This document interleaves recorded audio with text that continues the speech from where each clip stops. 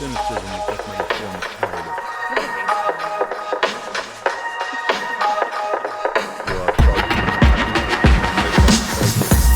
You are Hello, everyone, and welcome to episode 30 of the Spotlight Podcast, Success Stories for Veterans, where it is our job to break down and analyze Titans from both the military and civilian communities to discover their tactics, their mindset, and their systems so that you can take those and apply those to your life and ultimately to your transition. These Titans range from New York Times bestselling authors to former heads of state to other divergent thinkers who are out there dominating their field by challenging conventional wisdom. And today we have Carolynn Beck. Carolynn is a powerhouse litigation attorney. She's represented Fortune 500 companies, and she is currently a partner at Goldstein and McClintock, LLLP, representing companies and individuals in business and employment litigation. She has been admitted to practice in 4 different jurisdictions, and she did all of this while living the life of a military spouse. So how does Carolynn do it? Listen and find out. Carolynn, thank you so much for joining us. Thanks for having me. So Carolynn, for people that aren't familiar with you and what you do, just give me the rundown. What is it that you do on a day-to-day basis? Do you mean generally my job or more specifically my day-to-day, or both? Both. If it's the job or if it's the day-to-day, what does it look like? So I'm a litigator. And for those who are not lawyers, that means basically I am the lawyer that gets hired when business deals have gone bad and somebody's suing somebody else. I'll represent people on either side, the person who's been wronged and is suing, or the person who has done nothing wrong but is being sued by somebody who claims they have done something wrong. I also represent employees who have claims for wrongful termination or gender or race discrimination issues. My day-to-day is pretty hard to predict on a day-to-day basis. I mean, I might be working on a brief one day, and on another, I'm on back-to-back phone calls preparing for depositions or just networking with people and dealing with lawyerly things, going to hearings, stuff like that. Now everything's virtual, so I have to make sure my internet connection is working. Otherwise, I'm not going to get much work done. Amazing how problems shift. What's that? I said it's amazing how problems shift like that. Yeah. It's an interesting world to be a lawyer in. But for me, I've been working from home kind of out of my home for years now.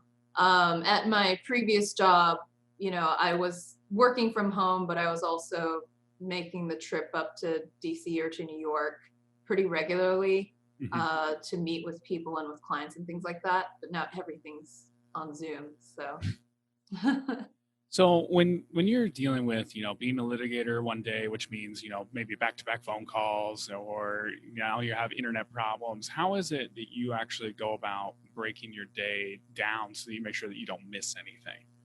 That's a good question. So I do several things. I don't know if I actually have ADHD, but I have a pretty short attention span and I get distracted easily. So one thing that I do to deal with that is that every Sunday evening, I sit down and I think about what my week's going to look like. What are the things that I have to prepare for? What are the things that I absolutely have to get done that week? Who are the people that I need to connect with to make that happen? And I just take some time to think through that every Sunday night before the week really starts getting a little bit crazy and my email inbox starts getting unmanageable. Yeah. And every morning, before I dive into anything work related, I'll sit down and go through I absolutely have to do this today. It would be nice to get this thing done today. And it would be nice to connect with this person today. Like I just kind of sit down, put it together. Sometimes I write it down. Sometimes I'm just going through it in my head so I have the right mindset going into the day so that if something unexpected happens, I can get back to what my goals were for that day. Gotcha. And when you're doing that on Sunday, how much time are you actually spending sitting down and walking through that? It's probably something like 30 minutes to an hour max. Sometimes it's much quicker than that because I've been doing it regularly, so I kind of already have it in my mind. But the thing, when I skip this step, either in the morning or on Sunday nights, what I find is that there's too much noise in my head. I have trouble sleeping because my to-do list just keeps scrolling through like, oh, here are all the things you haven't done yet this week, or today, here are the things you failed to do, but if you have a list and you have a priority list, then I find that, at least for me, it allows me to kind of discard it from my subconscious sort of mind. I get less distracted by my own internal thoughts of like, oh my God, I have so much stuff to do. I'm so overwhelmed, Yeah, absolutely. It's more like execution. One thing that I've noticed a lot of people who talk about who kind of resist that planning is like, well, the plan always changes. How often is that the case for you?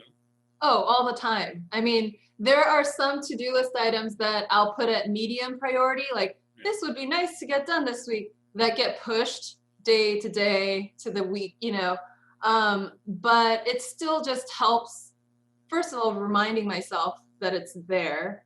Yeah. But also, because I'm reminding myself that it's there, I feel less like I'm losing track or dropping the ball, even if my plans change. And plans change all the time if you're a litigator.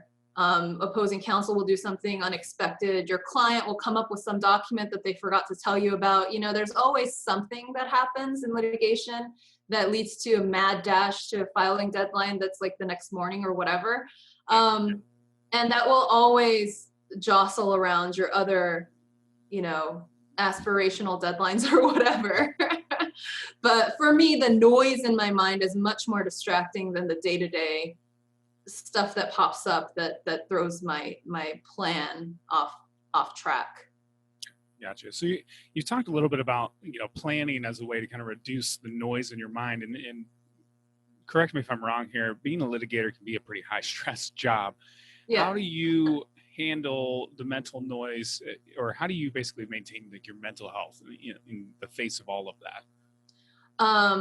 I'm getting better at this. This was hard for me for quite a long time, especially between, just dealing with being a military spouse generally and having like the constant distraction and I don't know if disruption is the right word, but it is a change in your day-to-day routine on a personal level when your husband is constantly traveling and then coming back and you're tripping over his duffel bag when you're trying to go get your coffee or whatever, But I have found that I am much calmer, happier, better able to deal with stress when I intentionally make time in the day for myself.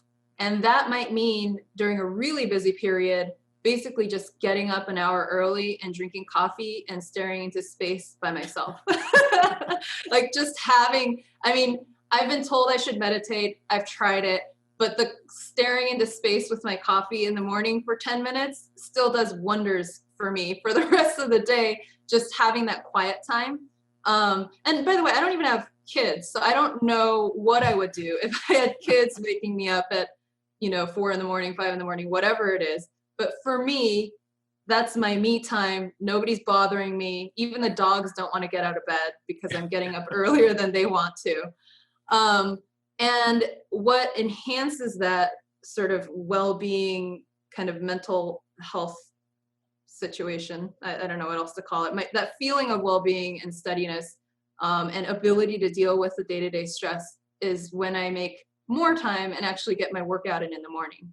Because when I skip my workout, I'm thinking about maybe I can get it in later. Maybe I can skip dinner and do a little spin workout. Maybe I can go for a run, which I'll never do because I hate running. But it's it's another piece of mental noise that I don't like to distract me. So it's a check in the box that allows me to go, well, I got one thing accomplished today that I really wanted to do. And just kind of getting the blood pumping, listening to some music that I really like. It's that alone time. I've always been a little bit of an introvert. I don't know if people that met me more recently really realize that, but I was so much of an introvert that I had to plan phone calls to friends with my mom.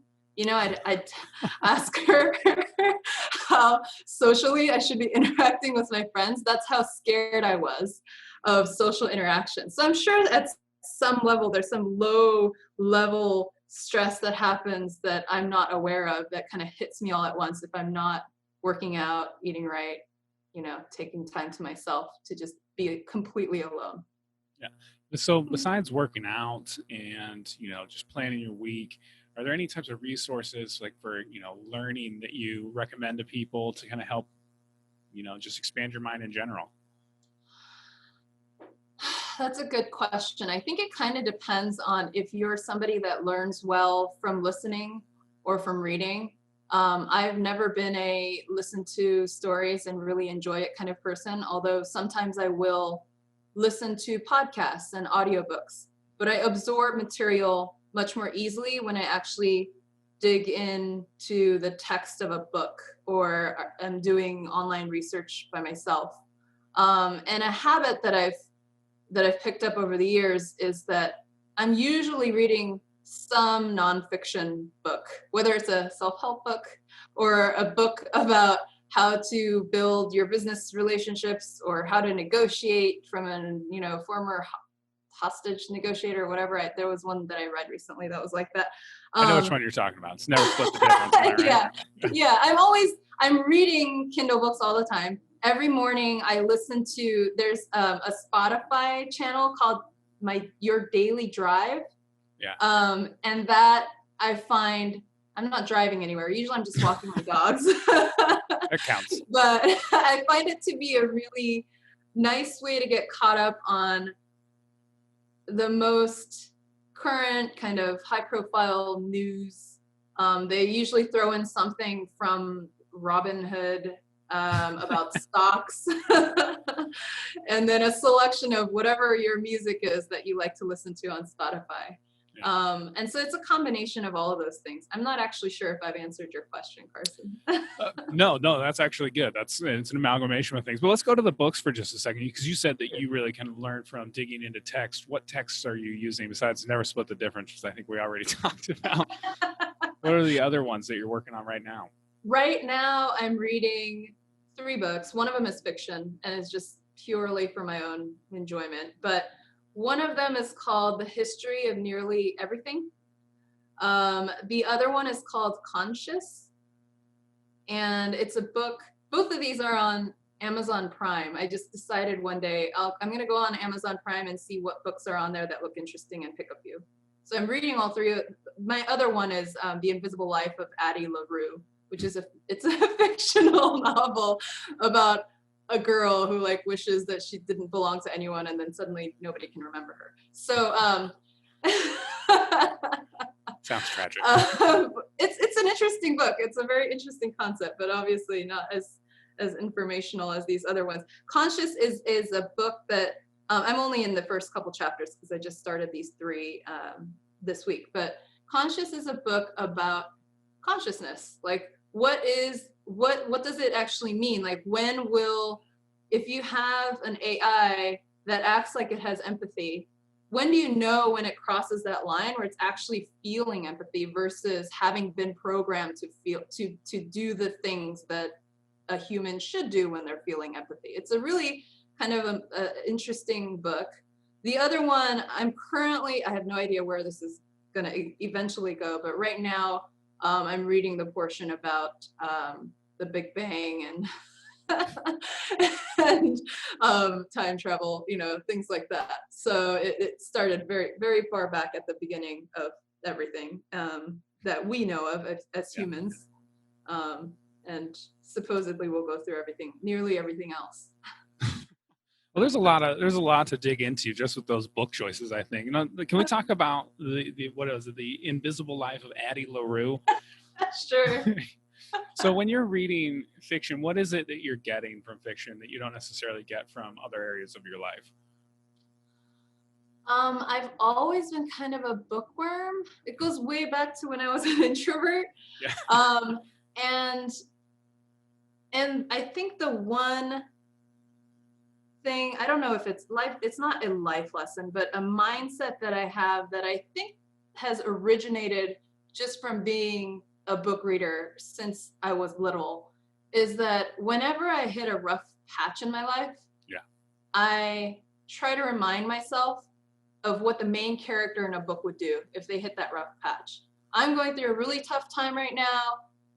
If I was the main character in a book that eventually has a happy ending, with the main character having a successful career and a happy home life and everything, would they just curl up into a ball and give up on everything? Or would they find new strategies to make this failure or kind of hurdle into an opportunity? And I don't know when I started thinking that way, but I've always kind of had that mindset. So, and I'm really hard on myself whenever I fail in little or big ways. It's something that I struggle with still. And that is always just so helpful for me to reset my frame of reference. Like, okay, you're not dead yet. So, so you're still at a chapter in your life where you have some choices to make. You can choose your own adventure, So yeah, I don't, Addie LaRue, I found it to be an interesting description. I was intrigued by the idea of this girl. So it's this, hopefully I'm not giving any spoilers to all your, I'm sure people are going to be upset. Listeners who plan on reading this book, but I'm not super far in that book anyways yet. So this girl, very independent, strong-willed, has ideas that are not really aligned with her time. Her parents want her to get married. Her future husband's super boring and kind of like not really her type. Obviously, I'm paraphrasing. And she goes and makes a wish in the wrong place at the wrong time that she will never belong to anybody and that she can do whatever she wants for the rest of her life. And then suddenly, like, her mom and dad don't remember her, and it's interesting because it goes from that time period in like 1714, I think, back and forth from then to like 2014, and describes her life after she's adjusted to being forgotten constantly. Really wishing that cute guy that she met at the bar would remember her the next morning, That actually sounds pretty painful. Besides Addie LaRue, are there any heroes from stories that you find yourself that you really relate to, that you go to, or you're like, okay, I really need like my Frodo moment right now? That's a good question. I don't think so, because I feel like whenever I'm thinking of this, I'm thinking of future me. I'm thinking of future Carolyn, current Carolyn, past Carolyn who like had to ask her mom how to make a phone call to a friend. I've come pretty far from that Carolyn. So, and I think that I have a hard time really idolizing or trying to emulate like specific people in specific positions. There are a lot of people that I admire and I think have done a really great job getting to wherever they've gotten based on the circumstances that they've had. But I've never really had somebody that I fully related to, that I felt like, I feel like everybody sort of has something unique to give, and that if you try too closely to emulate somebody else's journey, you can kind of hinder your own creativity and your ability to rethink where you are and what the possibilities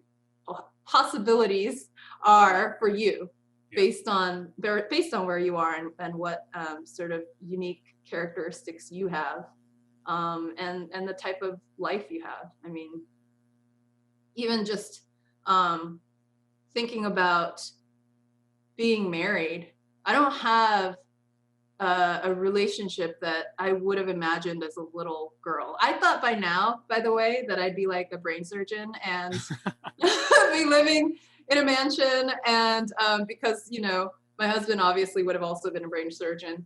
And we'd have like 4 or 5 kids.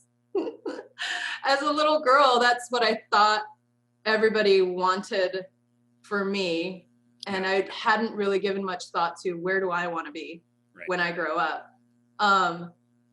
Child me would be horrified that at, my age, which I will not disclose on this podcast, I still have no plans to have children. And I'm happy with that. I'm fine with that, but it's not necessarily something that I would have chosen if I was planning out my entire book, my life, Yeah, if that had been your Sunday planning session, it might look differently. Right. So there's a lot there, but I want to switch gears real quick because you were talking about the people that you admire and saying that you don't follow too closely, and I've heard a lot of people say that. I think it's wise advice, but when you're looking at who do I admire versus the people I just kind of that you kind of let go out the back door, how do you determine who those people are that you listen to versus the people that you don't, i.e. people that might be bullshitters, right? That's a really good question. I feel like there's multiple levels to it. One, I think whenever somebody is giving me advice, I think there's always something that I can learn from really anybody, because like I referenced earlier, like everybody is at a different place in their lives. They have made different life choices. They have different experiences. They've probably done something that they're proud of that they can share with you. Yeah. The real question is whether and how big of a grain of salt you should use when you try to apply that advice to your own life. Because I've had lawyers tell me that the best way to develop a book of business, for example, is just to put your head down and work really hard and bill really high hours. I think working hard and being a good associate at a law firm is important. It's a baseline, but that's not how to build a book of business. And usually when you're listening to that person giving you advice, you have to think about, okay, well, is that person at a stage in their life that I want to end up in later? Like, is that a chapter I would like to also have in my I'm continuing to follow this very tired book concept. Stick with it. It works. You really have to think about who you're getting this information from. I think it's important information. I think it is really important for a junior associate at a law firm to work really hard, to do really good work. And even as a partner pitching for business, you want there to be some level of trust and confidence from your potential client that you're going to do good work. And you can't do that without a good record. So, but again, that's not the answer to the question. It's not an answer to how do you build a book of business. There's so much more, there are more layers to that. And that information you're probably going to get from somebody who has a giant book of business and has built it themselves, not necessarily had it handed to them by somebody else. Right. So to sum that up, would it be fair to say then you're really looking for people who are doing what you're trying to do? Yeah. Okay. Somebody who is somewhere that you want to eventually be. Gotcha. Now or later. So let's go back, because I want to hit back on this, because you talked about family, and I think that's a very important conversation, especially as you're talking to professionally ambitious people, which I know you are, and a lot of people who listen to this podcast are also that. How do you manage the family component when you've got all the things that we've talked about that you've been doing on top of this, and you've got deployments in there? What are the conversations look like between you and your spouse as all this is going on?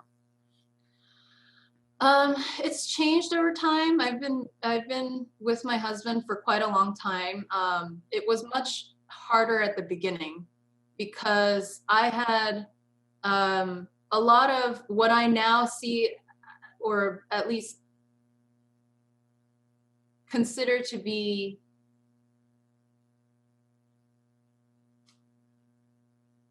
what's the word? I'm trying to find the right word for this. I don't think that they were stupid desires, but I think that they are less important than other relationship goals that we have established. So I'll give you an example. You know, anniversaries used to be really important to me. Specific dates, specific events, like they used to be very important to me. But as a military spouse now, I have a really hard time remembering how long I've been married, for example, or, you know, the important dates that would have been important to younger me, but now matter less because if my husband is not here on a specific special day, Valentine's Day, anniversary, Christmas, I mean, we've missed all those special days multiple times because of his job. It matters less to me now because to me I'm the nature of the job is such that you kind of have to be flexible and you make the best of when he's home. So we have celebrated our anniversary like 6 months in advance because we know that he's gonna be gone, you know, and it doesn't fit in anywhere else in my work schedule. And we go all out, you know, we'll save up money for it and we'll go to, you know, I don't know. I'm trying to think of a recent one where he told the hotel ahead of time, you know, we're celebrating our anniversary. We showed up and actually it was kind of funny because he did all this planning and everything was perfect except that the hotel staff got my name wrong. So we showed Please up. tell me it's like Carl. No, we showed up and there were roses and they were beautiful. It was a beautiful hotel room and, you know, chocolate covered strawberries and champagne. And then you open the card and it says, "Happy anniversary, Anne, I love you." But, you know, I feel like it's really important. We saved that card, by the way. I thought it was hilarious. I would hope so. Maybe you got like 50% off because they're like, well, we had an Ann. Yeah, no, I mean, it provided so much entertainment value that we didn't complain. But I mean, I think the two things that have been most important for us is flexibility, and a sense of humor. You know, when your spouse is deploying to dangerous places and sometimes deploying to less dangerous places, but you just never know what's going to happen or when or whether he's going to come back. And I knock on wood every time I say that. You learn to be grateful for the time that you have together and the petty little fights. Like I mentioned earlier, I'm tripping over his work gear constantly. Yeah. If we saw each other all the time and that was always a problem, I'd be much more mad about it. But because his duffel bag being in the middle of my hallway means that he's home, it's just kind of, it's in some ways it's annoying still, but it's also something we joke about, and it's, you know, it's not something that is worth fighting over. Right. I'm sure the adjustment's going to be tough once he retires because I'm no longer going to be able to make these excuses for him in my head. Yeah. But I guess, you know, it's a long-winded way of saying really, truly don't sweat the small stuff, and find a way to make this life work for you in a way that makes you happy. Like give up the stuff that doesn't really matter to you, and the stuff that does matter, make it work. Find some way to do it, even if you have to book your anniversary trip 6 months in advance. Yeah, it's not bad. So we're going to switch gears real fast because one thing that I really wanted you to talk about, because I think I would put you as like a world-class expert in this area, because we've known each other for a long time. For the people that are listening, we've been, like 5 years now? I think so, yeah. What I've been most impressed by is the fact that you can move to different markets and just find a great job. And people are like, yes, we need you. Tell me about how, when you are switching markets or switching jobs, how do you approach that? And I know it's a big topic, which is why I want to dive into it. It is a big topic. And you, because you've known me in the last 5 years, think that it's easy. But believe me, it's oh my gosh, there were times when I was a younger attorney that I was sure I would never find a lawyer job. Oops, excuse me. Sorry, I don't know how to mute my desk phone yet. Oh, that's all right. It's all about networking, and that's really simplifying something that is really hard still for me. And it has a lot of layers to it. Again, this last move that I did from California out to the East Coast was a lot easier than the first time I had to move out here when I was a fresh graduate out of law school. And the reason for that was that my entire network, all the people in positions to make introductions, to help me do informational interviews, etc., were all on the West Coast. I had made no effort to learn about my USC law alum out on the East Coast or to stay in touch with people who had moved out here. And I also had a mindset that I needed to find a job in the specific city where my husband had gotten stationed.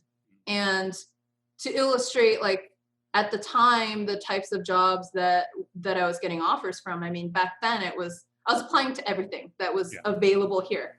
And somebody offered me a job to work in bankruptcy litigation as a first-year associate for like $25,000 a year or something. And I told him, but I was like, I feel like I'd make more working at PetSmart as a pet. And his response to me was like, the market's really bad out here. You should be grateful to get an offer.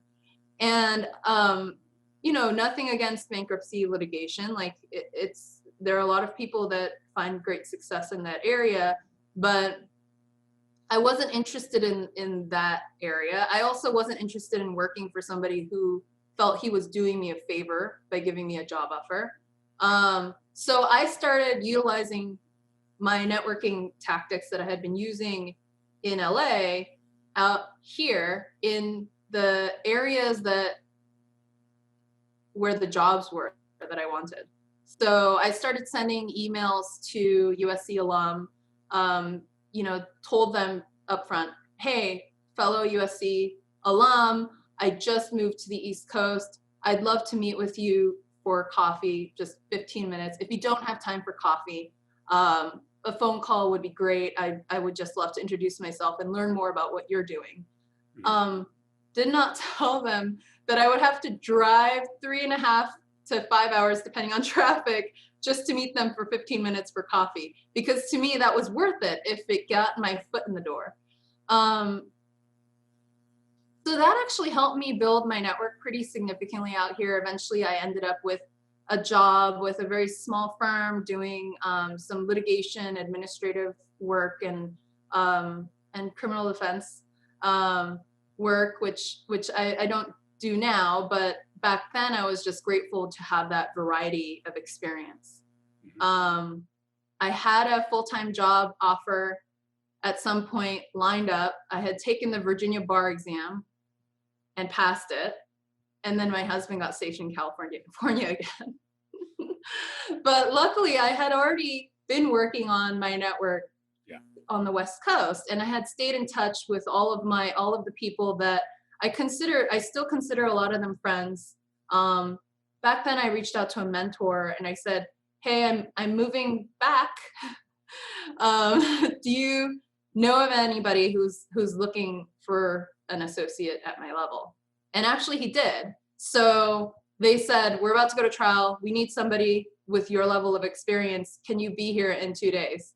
And I said, no, I need 4 days. So I packed my Mini Cooper at the time with all my stuff, moved into my apartment, went straight to trial. Moving back out here was really different because I realized the value of having that network during that experience.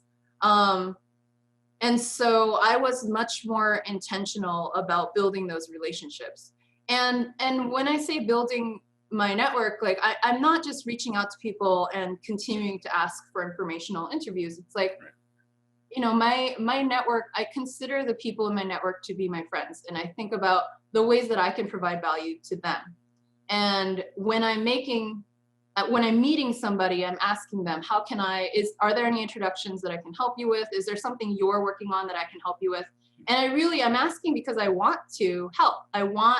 Because I've been helped by my network, and I want to give that value back to whomever needs it that is in my network. And over time that pays off, you know. It's not, again, I'm not doing it because I know it pays off, but certainly it has a benefit that I saw when I was looking to come back out here. I mean, I think I told you, Carson, I had multiple job offers coming back to the East Coast, and I think I must have had a phone call with you where I was like, what do I do?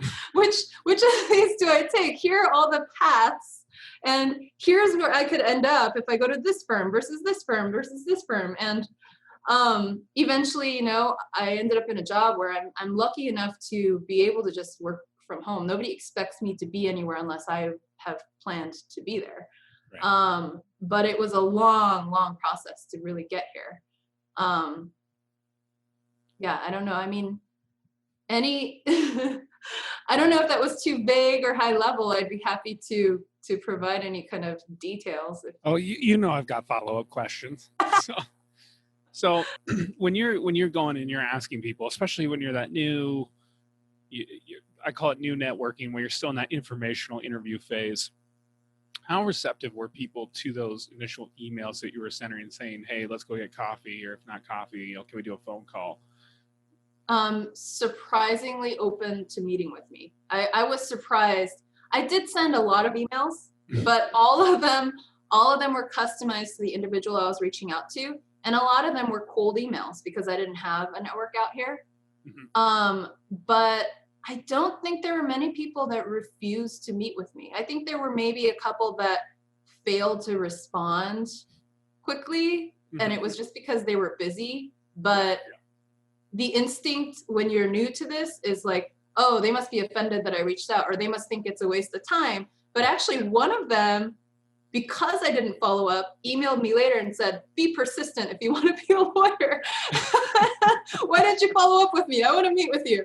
And I was kind of like taken aback by that, because I was like, well, that's weird. That's a weird thing to say, but it's really good advice. You know, a lot of times people are just busy. And I've experienced that when law students or kind of junior associates reach out to me now. Like, sometimes you flag the email or do whatever in Outlook, and then you get busy, and then you completely forget until a year later, and you're like, oh, did you end up finding a job? But if they are following up and they're doing it in a way that's not intrusive or pushy, you know, and so one thing, and actually I learned this, you probably learned this from the same online course that I learned it from, Carson. Yeah, I think so.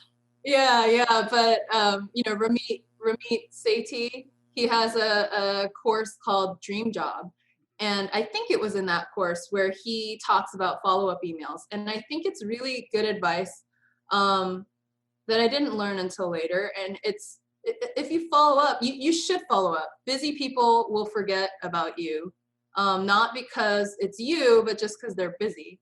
But if you follow up with like a quick email that says, hey, just bring this to the top of your inbox. Hopefully, you know, you haven't lost track of it. I know you're busy, sort of acknowledging that they're busy and that you value their time, not being pushy or annoying about it, then they're going to make time if they have time. Yeah, I've noticed that too. I think there's a lot of fear, especially for people who are doing this for the first time, that, oh my, you're going to get some blistering emails like, why did you email me, you piece of crap? How dare you? I am so important. Yeah, exactly. So I know you're busy, and I know we're running low on time because you've got desk phones ringing and all that. But the last question I want to ask you is, if you had like a magic wand and could impart one piece of advice to professionally ambitious post 9/11 veterans that are either transitioning or for the first time asking themselves, like, what do I want to do? What would you offer them?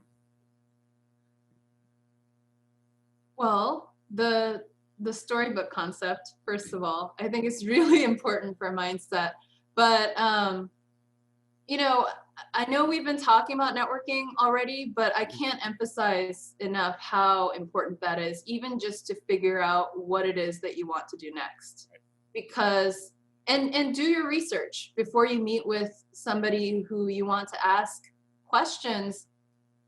The way that you bring value to a meeting like that is by doing your research, demonstrating that you've done the research. You show up and you say, hey, here's the stuff that I looked up. Here are the questions that I still have that I can't figure out that I would love to talk about with you. It's not weird to write it down and bring it with you. It's probably going to be appreciated by the person on the other side, who's going to feel that you are valuing their time, and acknowledging that they're busy and that they're taking time out of their busy day to talk to you. Yep. And I mean, a lot of this, I take for granted now, but I don't know that it's really something that comes naturally to most people. It certainly didn't come natural to me when I was more junior. So, and the other thing, when you are asking somebody for value, so if you, for example, have asked somebody to make introductions for you, and they make those introductions, it's really important to follow up. That's one way that you provide value. So I've made introductions to people. I take time to write the introductory email, and I run it by both sides. So I'll say, hey, I'm about to introduce you to somebody. Is it okay if I say this about you, or do you have any tweaks or anything you'd like me to add? I'm spending time to do this introductory email because I really want to make sure it's a good connection for you. I have had situations where the person who has asked me for the introduction never follows up, never actually connects with the person that I introduced them to. And I never find out if they actually did anything with the time that I spent. And it would mean so much. It does mean so much to me when people circle back and they say, hey, thanks so much for the introduction. Like, I followed up with her, we scheduled a phone call, and here's what has happened. And a lot of people, I think, don't realize that is providing value. You're letting me know that I have provided value and that my time was not wasted. Yeah. Well, Carol, that's all fantastic advice. Thank you so much for joining us. It was a pleasure having you on. It was fun chatting with you. Thank you. Thanks, Carol. Bye. Hey everyone, thanks again for listening to another episode of the Spotlight Podcast. And I just wanted to take a second to ask you who you think should be interviewed on the show. Who do you think is out there that's just absolutely crushing it that the veteran population needs to hear from? That's what we want to hear from you. Send us your suggestions to spotlight@thezenveteran.com. That's SPOTLIGHT @thezenveteran.com. Thanks again for listening.